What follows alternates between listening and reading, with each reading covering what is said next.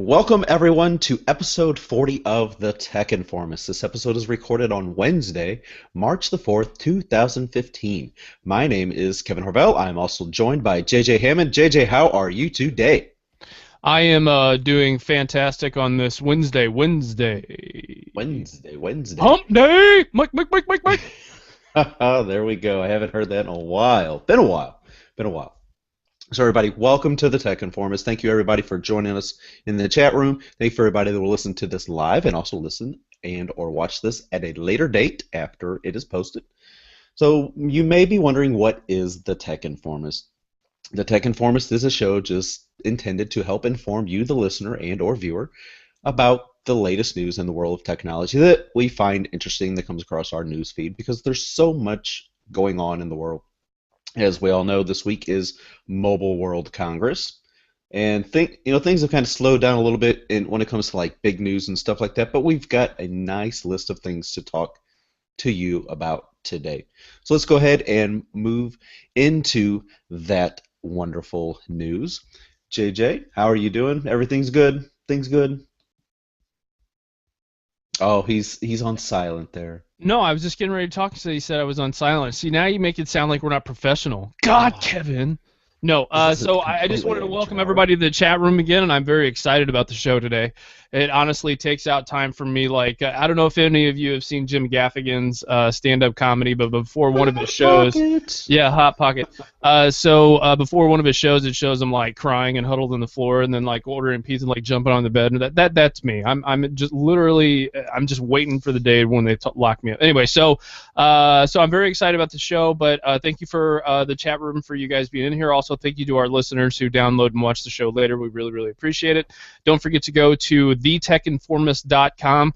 We also got techinformist.com. So if you don't want to take out the time to type if you're lazy like that or whatever. But no, I'm just messing with you. You should go to the site and check it out.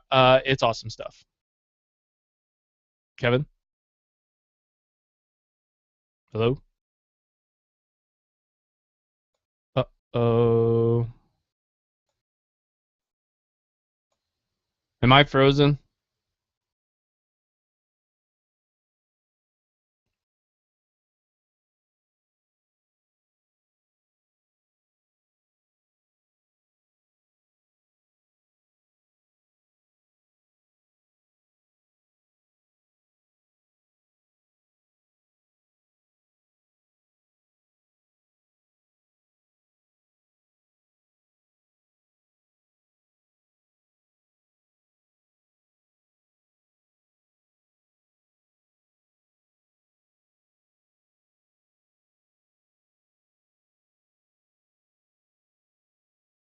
Asked, hey, would you like a Google Plus account to go along with that? And also, if you want to comment on YouTube videos, etc., Google Plus accounts are there. They're easily to get. I really, like I mentioned, I really do like Google Plus. For whatever reason, people are not getting into Google Plus as much. Yeah, Google announces, there's millions and millions of people that are signed up and millions of people that are active and stuff, but yet the big consensus is that Google Plus is a ghost town. Well, judging by my feed, that's very not true. That's way off mark.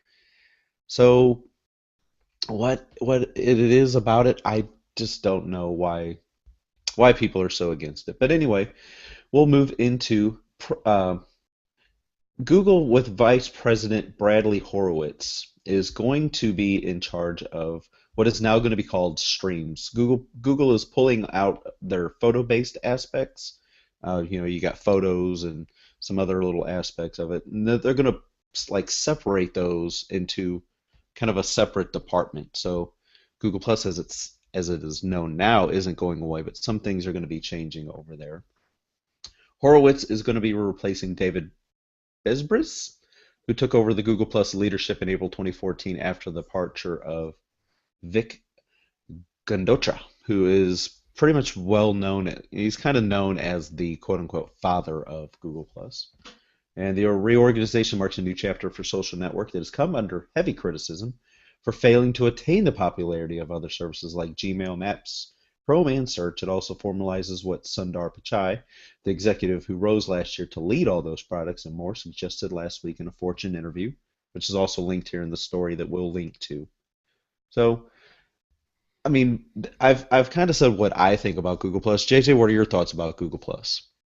Google Plus itself, I've never really found a whole lot of use for because it's like Twitter, Facebook, and that seems to be the go, right? And then sometimes people hit me up on Skype, but all those are messaging features. And like when I go to check stuff out, I really like Google Plus. I really did. I thought it was really neat, a place to go and check out some cool animated, GIFs, however you want to say that. And I thought it was just a really good place to go. And it was interesting that it's not.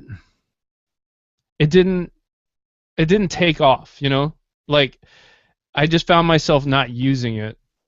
Not because it's not good, it's just it was one other thing that I had to keep up with. Mm-hmm. And I think I represent kind of the normal person. Wouldn't you agree? Like, who doesn't just hop into Google Plus, right? It's more of like, well, more of your friends and more of your family and all that other kind of stuff are either on Twitter or Facebook. Well, would you say probably part of the reason why it's kind of tough for you to adopt is because, well, you're a Windows Phone user and Google services just aren't readily available on Windows Phone, so I mean, there's no official app, and I have my Google. Am I breaking up? Is my audio good? it did kind of break up just a hair a second ago. Okay. I have my Nexus 5, and I never had a problem. I'm sorry, I had my Nexus 5, and I never didn't not have the opportunity to look, right? So that wasn't holding me back. Yeah, but I mean, it's not your daily driver. I mean, that's one thing I do notice since I've switched back to my 1520 is I miss a lot of the, those Google-centric apps with Google Plus, for example. I can't just sit there and just take a look at it whenever I feel like it. I actually have to go into a browser and a few more steps to get there and enjoy it.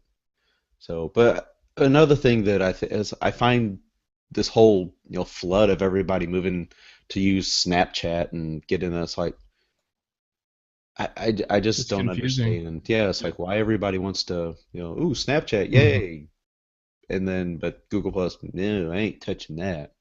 Even though I just think it's a really good service that people are missing out on. So I agree. No. So with this change, you knowing more about this stuff than I do, what can we expect?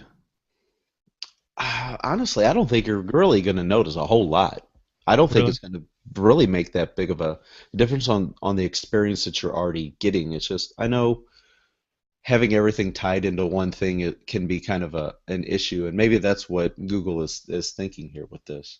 Yeah. I mean, in the article it says making Photos a standalone product can help elevate its profile to making it a better match for the Photos app on Android.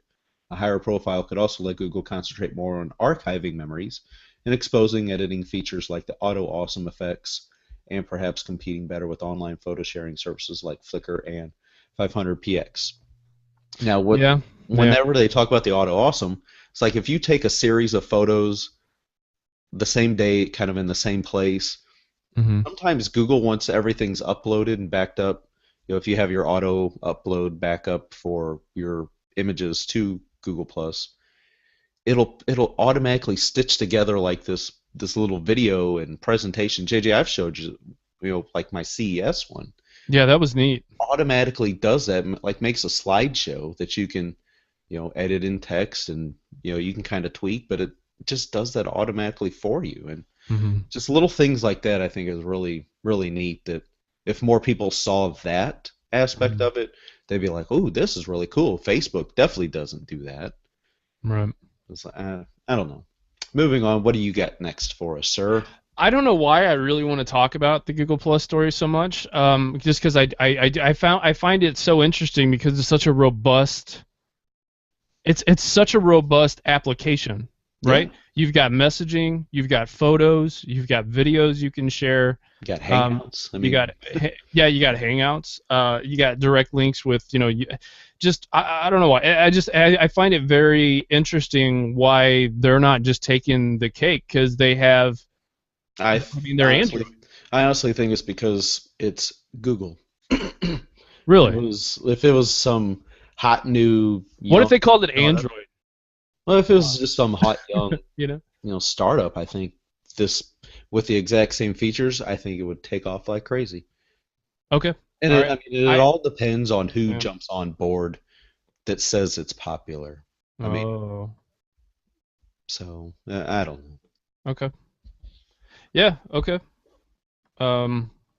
I just it's not that I wanted to linger on that too much, but I just didn't understand because I mean I don't have anything against what they're trying to do, and in fact like I said I've said this before to you several times. I think it's a great service, but I like the idea of them breaking it up into pieces for like usability. Like if I just want to use Hangouts, or if I just want to use the photo part, or if I just wanted to use the social aspect of it, that makes sense.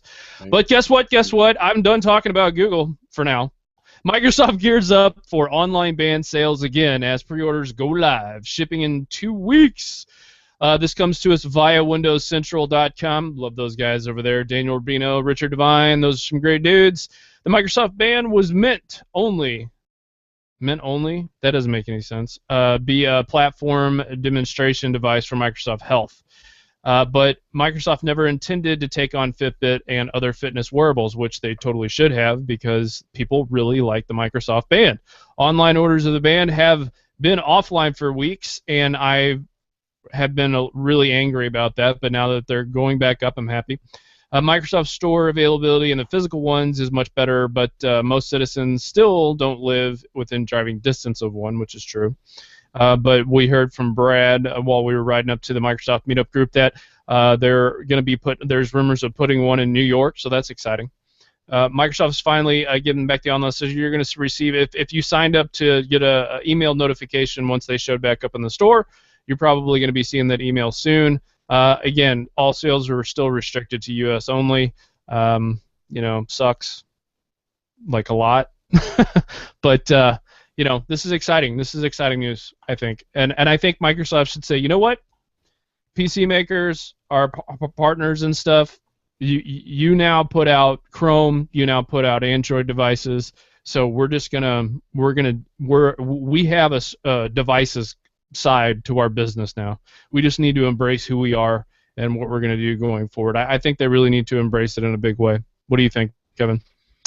I do. I mean, looking at that and reading what Daniel said, and it makes sense that it's kind of a demonstration device, but it's kind of sad that it is just considered a demonstration device. Like I've also read other comments that people have said that the only reason why it was released to the public is because some higher ups wanted it done. It was just kind of like a little internal project. Mm-hmm. That they were working on, and some of the higher ups, I guess, caught wind of it. It's like, no, we need to actually sell this thing, and Right. I really wish they would just mass produce it. I mean, I'm not sure exactly where they're making them at. If it's just like a small facility that the facility itself doesn't have the capability to run Right. production higher, Right. or what, but Yeah. obviously, as soon as they're available, man, they sell out quick. So So demand is there. I want to ask. I'm sorry, you were. I think I don't know what's going on, but anyway, so I would like to ask the chat room if you guys know where they make these Microsoft bands. I'd really like to know, just because I'm curious as far as which where it's coming out of and all that kind of thing.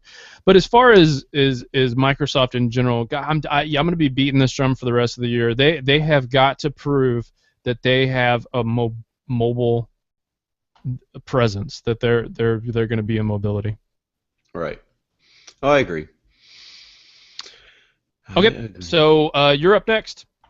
All right. So the next thing that I would like to talk about, let me go back and look at the notes here because there's Kickstarter. Oh, Yeah, I just want to let everybody know. Pebble. Look, we were inundated like literally, like for me personally, I was just like slammed. I'm like, what in the world am I gonna?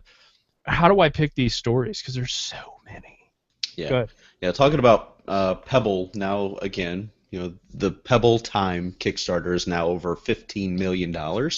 Yesterday, I believe it was, they announced they're doing a Pebble Time Steel version, so that's going to be a higher priced model. I want to say it's going to retail for like $300, but you can get one now for like $249 if you get it through Kickstarter, etc.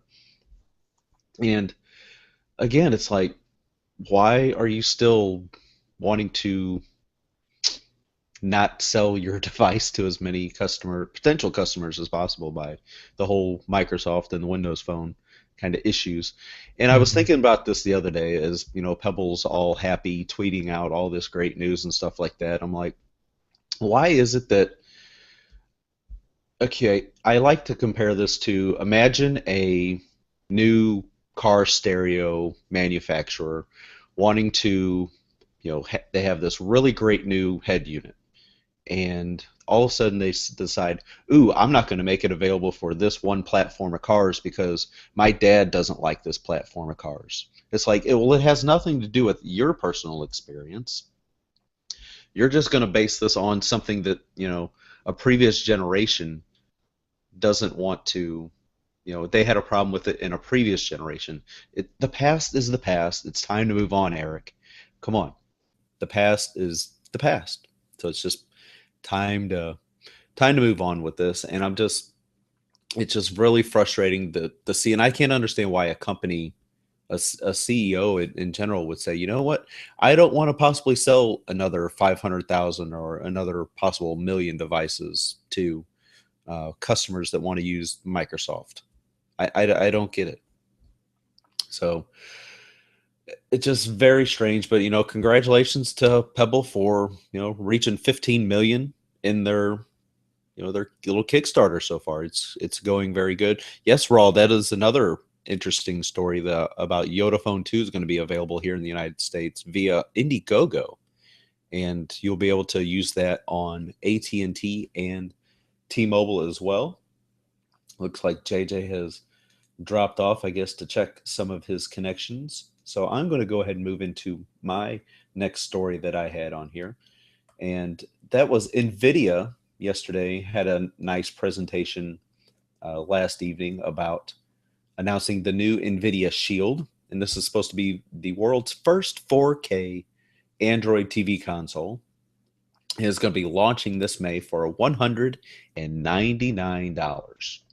So it's going to be like, just regular Android TV. You'll be able to play, Android games right there on your TV for, simply for $199. That's pretty good. Looking at this, it supports decoded 4K video at 60 hertz. The Shield will launch in May. You get a game controller with it alongside the company's new Grid gaming streaming service. The console Nice. the console is powered by the Tegra X1, its new mobile super chip, which was announced back in January. CEO Jensen Huang is touting just how much more powerful the Shield is compared to current set-top boxes like the Roku and Apple TV, but is also about twice the performance of the Xbox 360 at half of the power output, and it will be able to run Crysis 3. So most people that know about the Crysis series, it's a just a it's it can bring systems to their knees graphic wise. So Oh, really? yeah, so that's pretty cool. It's gonna be able to run this. You'll be able to see Portal, Star Wars, Knights of the Old Republic, Half-Life 2 Episode 1, and multiple developers taking the stage to show support and live demos, including Gearbox Software's Randy Pitchfork, showing off Borderlands, the pre-sequel, running at 30 frames per second. ID's Tim Willits showing off the Doom 3 BFG edition, and Crytek's Savat Yurley showing Crysis at 30 frames per second. So I pretty cool th- for all you gaming fans. yeah, I think that if I'm up, are you good? Are we good? Yeah, yeah. Go back a couple stories if you would like. Oh, no, I'm fine. I don't care. don't like Pebble, so they can jump off a bridge. No, as far as the Nvidia thing is concerned, I think that there is a growing disconnect of, how do we say this? I think there's a growing disconnect between people who watch television the old-fashioned way and people, kids mostly, who consume content kind of via the web, right? Mm-hmm. And there is the second screen experience, there's the gaming experience, there is the social media aspect of things so much of the time. For a while, Netflix and Amazon, and you can still do this, but you can share your listening, even with music, you can share your habits and all that other kind of stuff through social media, right? Mm-hmm. So one of the interesting things about NVIDIA jumping into this very crowded space is they're not a household name. Remember when I was telling you about the Snapdragon commercials? Nobody even knew what that was about. I mean, they saw a little dragon, maybe thought it was cute, whatever. But nobody knows what that's about.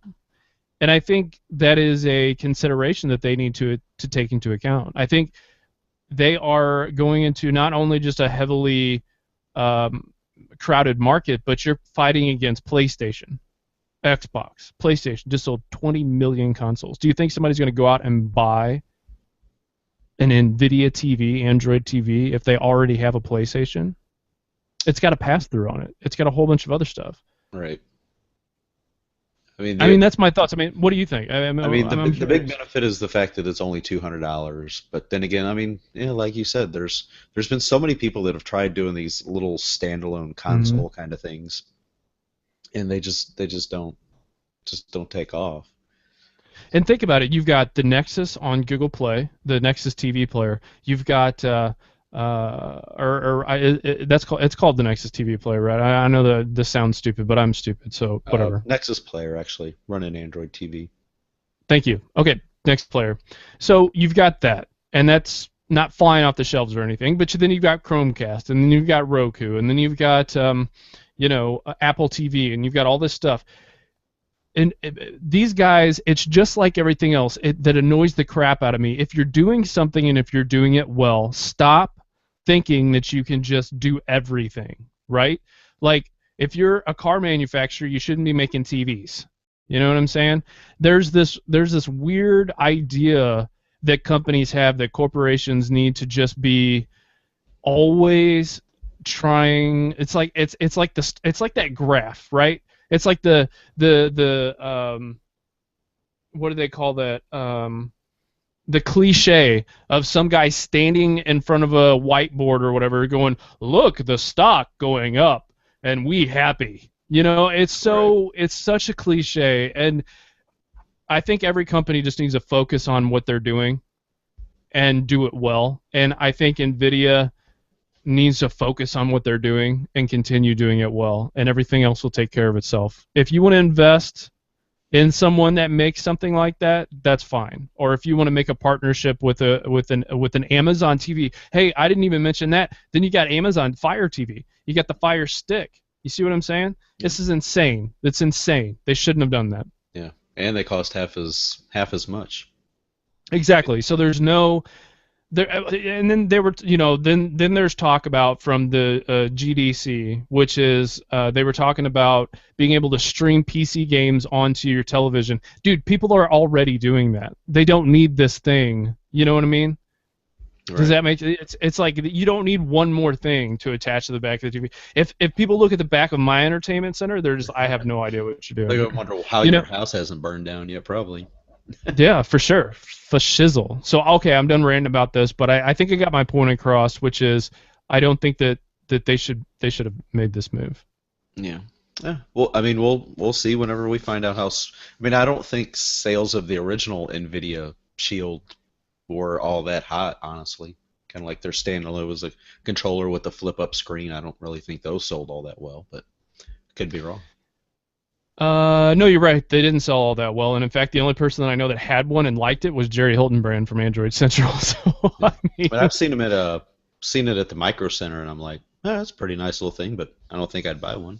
Yeah, I mean, it's that weird thing, right? It's like mobile gaming. is an interesting topic. We've covered it on a different show with gosh, what was the name of that website? Do you remember Josh Knowles? Front burner. Front burner. Yeah, you remember that? Mm-hmm. So he was talking about, yeah, there's not a lot of people who are into mobile games, right? They're just more interested in, PC or console games. And I think that kind of speaks to what's going on. I think just NVIDIA is just going, hey, let's try to be like Samsung, throw everything against the wall. All right, speaking of security, security is very important to me, and Wire, I'm just joking, and Wire did a great article that showcases that even Apple, a very secure device company, is liable to being hacked. Now, the reason why I bring this story up is I just started listening to Security Now, and that's on the Twit Network, and Steve Gibson. If you want to scare yourself to death and hide underneath a table, you'll listen to that show. You'll listen to that show. The biggest thing there is what's interesting to me and about this article itself is, with the recent revelations about superfish or snailfish or snapfish or whatever you want to call it, there's just a bunch of different Komodos and a whole bunch of all this other kind of stuff. With SIM cards being made to have these extra, what's called firmware. There's firmware everywhere in your computer, and all of it is risky. Again, this is another quote from Kaspersky Lab.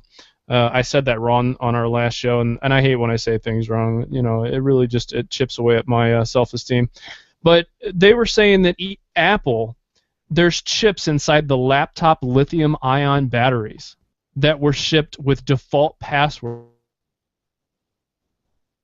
and learn how to manipulate the firmware to potentially install malware that infects the computer. How insane is that? So when we think about these things and when we think about security, we have to think about, again, how when you download, listener, the applications on your mobile devices, on your PCs, on your Apple devices, whatever, you have to take into account the kinds of data that's being stored on their servers. Not on, the internet's mainframe or whatever, and pipes, but what it's on their servers. You gotta be conscious of that stuff, man. And I think that it's more of a conversation that I would like to see in mobile, because Android does command 80% of the mobile market, and I just don't see them caring all that much. And why should they? Because most of their business is based off of advertising about security.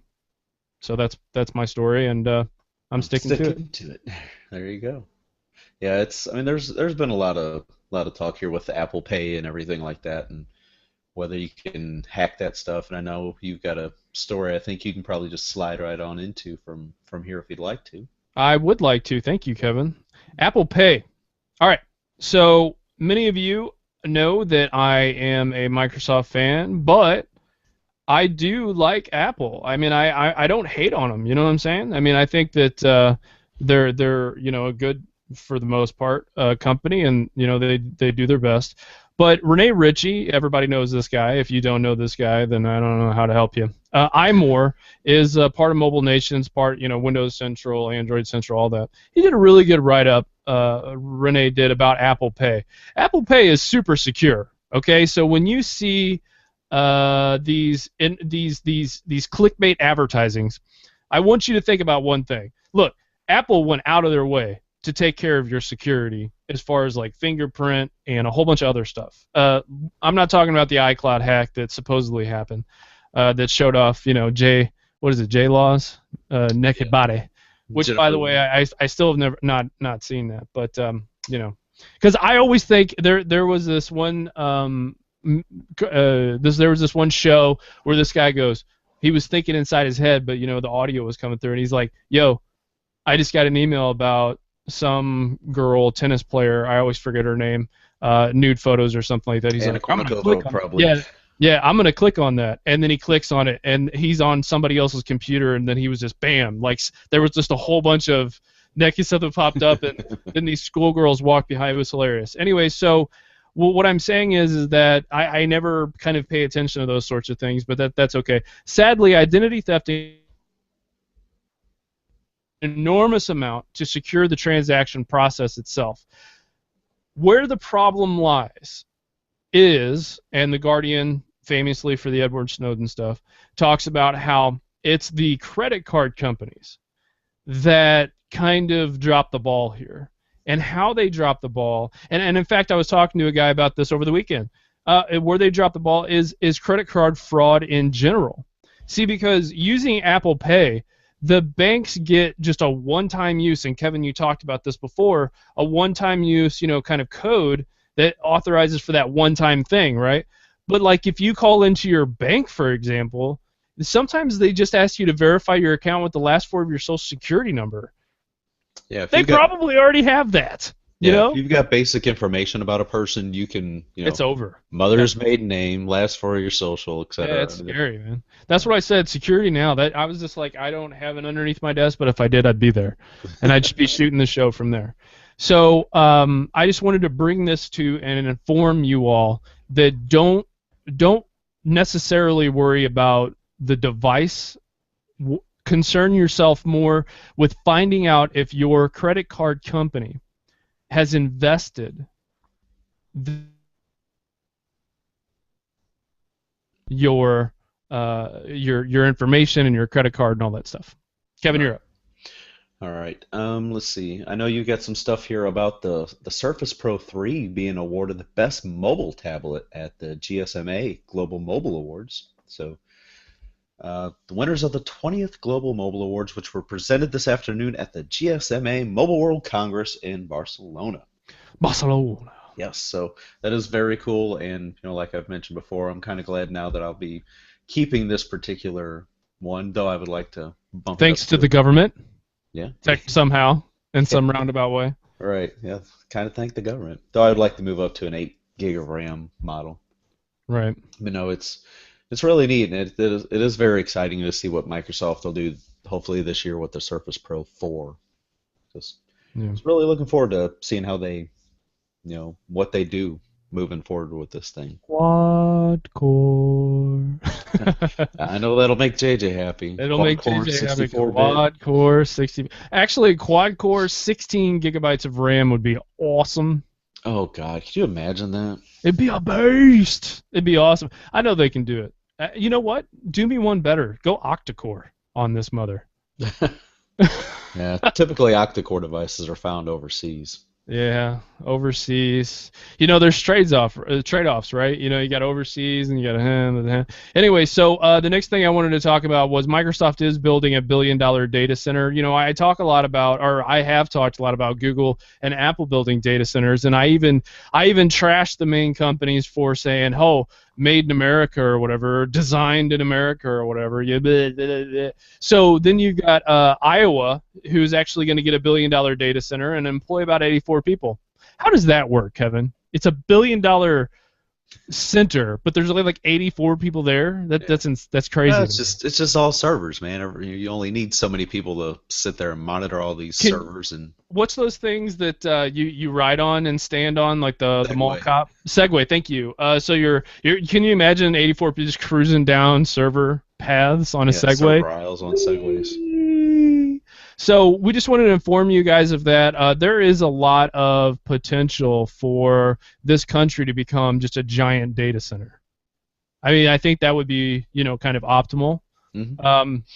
Because, look, we'll get there as a society with these privacy legislation and stuff. We'll get there. We'll get there. I'm not worried about it. I think we'll get there. Yeah, I mean, there's plenty of open country up in the, western kind of northwest area. A lot of open areas that they can always build something. Well, and not just that, but they could take solar and air, because the winds that sweep through. I admit, if you drive through Kansas, God help you, first of all. Second of all, you're going to see a ton of windmills. Yep. Or wind power. That's awesome. Oh, it is. It's really great. Even driving up to like the Quad Cities area, like Moline, Illinois, and all that. I mean, you see a bunch of them on the way up there. It's like right. I like that stuff, man. I do too. You know what? It makes me. It's like I'm like, it's the future. It's so cool. It's like, I wish there was little backyard. I wish there was little Skynet drones like flying around, like inspecting the things as they're. So I'm like, oh, look at that. We're all gonna die soon. Okay, so Google and Twitter. Crap, I missed this story, Kevin. Did you even know this, that there was that Google and Twitter have effectively went into like business together, kind of? Nope, I had not seen this. So this story is kind of all over the place, and it's, there's some that I almost named by accident, that I almost clicked on, but according to Amigo Bulls, the new deal will allow Twitter to accelerate its new user acquisition and ad revenue, while Google to have direct access to tweets so that it can deliver real-time content to web users. This is a win-win for both parties. Google gets a great new feature, real-time content, and Twitter will most likely receive a massive uptick in activity and traffic. Let's see. What does Google gain? Direct access to tweets, real-time data, ability to serve ads against time-sensitive content. So think about that with things like Snapchat and all that other kind of stuff. Right. Yeah, that stuff doesn't go away, guys. I'm telling you. Take one more picture of your naked body parts and see what happens. What does Twitter gain? Allow tweets to be searchable, massive exposure, and attract more people back to Twitter, and increase revenue. Interesting little kind of subplot thing that's on this story is the relationship with Google will be its third partnership with leading search engines. Twitter now has Bing, Yahoo, and Google searching, indexing, finding, and displaying live tweets. For the first time, Twitter has a chance to gain more exposure than Facebook. Yeah, so for those of you who missed that story, what's up, what's up? That's right, that's what this guy does. He doesn't sleep, and he reads news all the time. 24 hours a day. Yeah, Kevin gets a message at like 12:04, and he's probably like, God, JJ, leave me alone. Yep, phone just buzzes at all hours of the day. All right, so have you been keeping up with the chat room? Is there conversations we can talk about in here? Oh, Raul wants to build the $1 billion data center in his backyard. Sweet. Yeah. That would be hot, Raul. You know what I'm saying? I mean, like, say if you were the guy that had that, like just a ginormous data center in your backyard. That would be cool, right? I would think. I don't know. What were some of the numbers about? I know Microsoft announced, what was it, yesterday, the numbers for apps that are in the Windows Store and available on Windows. Isn't it like 200? It was 250 or 200,000, whatever, in Windows, and then 350,000, I think, in. Yeah, I think altogether there's like 500 and something thousand apps, and 200 and something thousand were Windows Phone apps, and or 300 and something were Windows Phone apps. I'm like, yeah, it's a lot of apps. Oh, and real quick, Alcatel One Touch slips out a Windows 10 prototype phone, which is exciting. That's cool. We're going to see more Windows phones on the market. Flipboard, if you guys have Windows Phone or actually all the other stuff, I think everybody should check that out. It's pretty cool. The other deal that I wanted to talk about was Microsoft is going to be adding and removing apps that they created on their own operating systems. Nobody freak out, okay? Look, they're doing this stuff because like Windows 10 is coming, and they got to make sure that this stuff works on all their devices. One of the big stories was Tetra. Some people actually liked it, which is fine. It's great. But, 200,000 apps and 385,000 for Windows Phone, just to clarify that, Kevin. Okay. The Tetra lock screen app is what you're referring to, right? Yeah, the Tetra lock screen app. So don't freak out, people, man. Like I'm telling you, it'll be okay. But asking the internet not to freak out is kind of impossible. Yeah. Also, you know what was something else that was really cool? I didn't know how neat the Opera Mini browser is on mobile devices, so I was checking that out, and I kind of dig it, man. It's pretty nice. And there's an upcoming Opera Mini for Windows Phone too. Yeah. I know I'm sliding into the apps and entertainment stuff, but I'm easing my way on in, man. If there's so after Monday's show, was there anything that you wished you would have talked about during the show from Mobile World Congress, or do you think we've pretty much covered everything up until now? Not that I could really think of off the top of my head. Okay. The other thing too is, what has it been like? Tell our listeners, what has it been like for you to use a Surface and a Mac to, shoot the show and just kind of using those two OSs and stuff. It's pretty nice. I mean, this, like I've said before, this is my first Mac, and it is nice kind of seeing how, Apple users, why they're passionate about it. I completely understand. There's a lot of great things that I do like about it. I just need to find certain software that can kind of quote unquote replace some of the things that I use on Windows. When it comes to like editing and putting together the podcast after we're done recording, I still use my Windows devices to do that, just because I've already got the software and the routine is just all set up there as well. So I just do all that stuff still on the Surface or my Lenovo and do things there.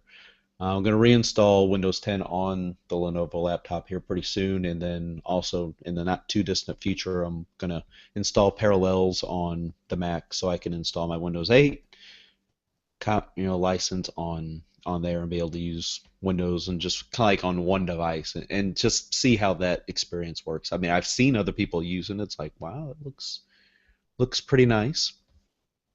But some things I have learned. I really am enjoying playing around with GarageBand. I know JJU and Brad also have listened to the little theme that I've kind of been working on for a new 80s theme podcast that I'm considering starting for myself. And I was actually playing around with another little tune yesterday for possibly to change things up on the MS Mobile show. Yeah, that would be cool. Hey, speaking of podcasts, Kevin, did you know that we do other shows? Yes, I do. So why don't you tell us what shows we do? All right, so for people that are not completely familiar, our first podcast was called STL Tech Talk, and that was basically the Tech Informist, and then it turned into St. Louis-based focus because that's where we're based out of. So we turned that to like St. Louis technology, and it's really been fun, but it's kind of still on holiday hibernation. We have yet to kind of like kick it back up here in 2015 because we just really enjoy doing the Tech Informist so much for people.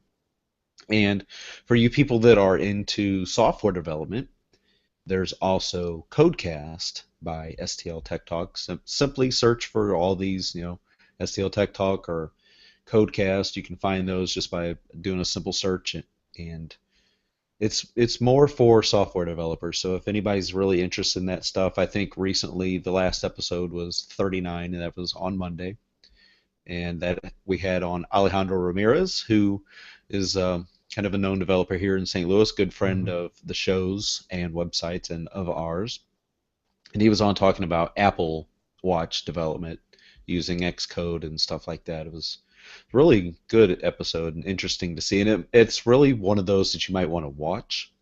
So if you go to codecaststl.com, you can watch that latest episode there and also listen if you'd like. And then there's also the MS Mobile show. So for all you Windows Phone fans, that is, if you're just a fan of Microsoft in general, that's definitely a show you want to listen to. So on our next show, I'll be talking about Sway and how to make one and how to look at others Sways that have been made. I've been following the official Sway. Been checking out projects that they've made using Sway. Very interesting stuff. Okay. Other news to note is something crazy is on its way. I don't know when, I don't know where, and I don't know who, but it's going to go down. I promise. It's going to be like this week or next week. It's going to be crazy. Yeah. All right. So, do you want to go ahead and go into our application picks of the week? Raul, we will talk more about Samsung Pay once we get some more kind of. I'm looking into that and how it's storing some data and if it's kind of similar to some other things. So that'll be a story for another time. Promise. Yeah. Go ahead and kick off your app pick here.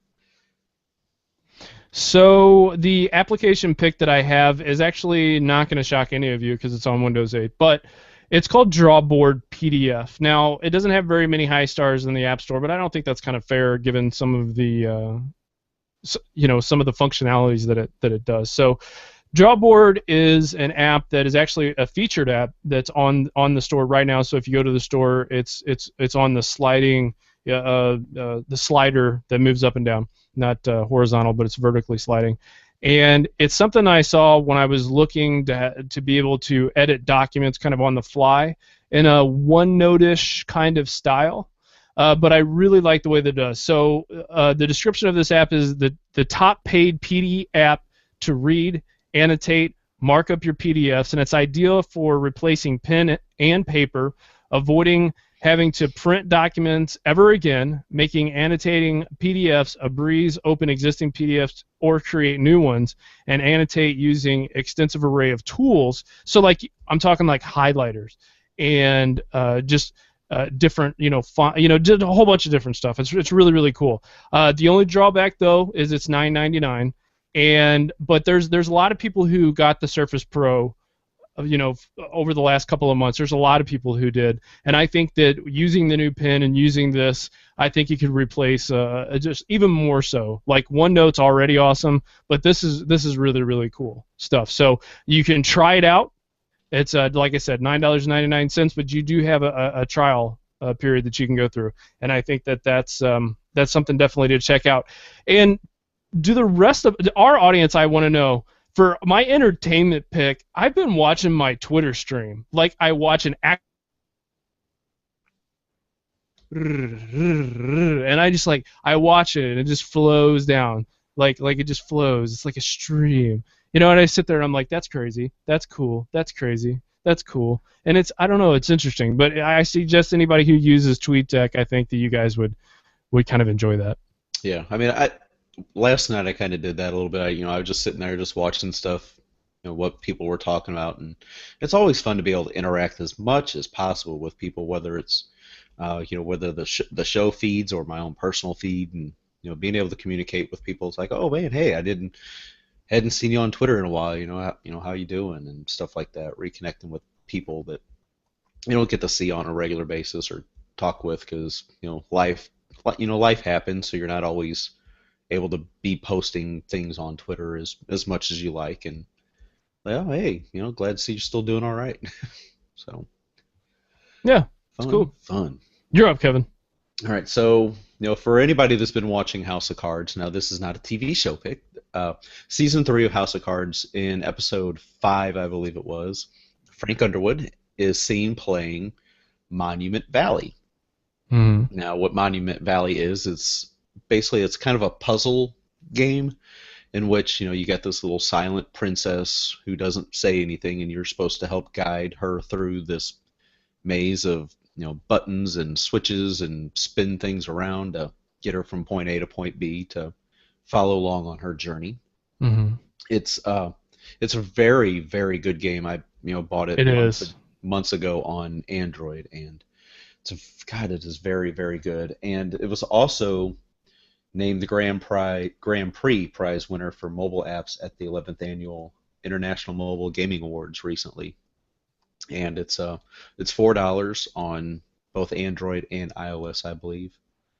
So, and there's even an expansion pack, kind of like a second story or whatever, which I haven't tried that out yet. I still need another level or two to finish on the regular game, but it's fun. And I know a lot of people probably saw that on House of Cards and were like, "What's that game? What's he playing?" And he kind of talked about it, and it integrated into the story for that episode. So really, definitely suggest trying it out. I haven't watched any of the new thing, and I haven't played that game in forever. Yeah. Well, season 3 is good. I try to watch an episode a day if possible. Do you feel like you want to go and try to like control other people after you watch that show? No, because it's like another use them as pawns. It's another one of those shows that's like, gosh, man, I'm so glad my life is not as stressful as this. Right. It's like, man, you really bring a lot of problems on yourself. Yeah, yeah, you really went out of your way to screw yourself over. You know? All right, cool, cool. Well, take us home, man. Yeah, so that's pretty much it. Everybody, again, thank you so much for joining us here in the live chat today and watching, everybody that's watching live. And thank you, everybody that will listen and watch this after the fact, after we're done recording. Hmm. Don't forget, we've got less than 24 hours left to get entered into our Wi-Fi Sensi thermostat that we'll be giving away on Friday's episode. So hurry. I'm not sure the exact time, but if you're wanting to get interested or get entered, get interested. If you're interested in entering, Right here. make sure, yes, head over to thetechinformist.com/giveaway to get entered. The cutoff is like midnight sometime on between tonight and tomorrow, something like just get over there and hurry. Don't delay and get entered on that. So again, send us feedback to contact@thetechinformist.com or just hit us up on Twitter, Facebook, whichever way that you like to follow us most. You can find me on Twitter at Kevin Arvell. You can find JJ at JJ Hammond Music. Check out some of our other shows as well, and make sure to subscribe and tell as many friends as possible because we would love to load up this chat room with like 15, 20, 30, 100, 1,000 people at once. That would be crazy to sit and watch. So we look forward to seeing you all again. So, No, Friday. yes. Friday. March the 6th. So looking forward to it. So thank everybody again. So from everybody here at the Tech Informist, consider yourself informed, and until next time, we are out.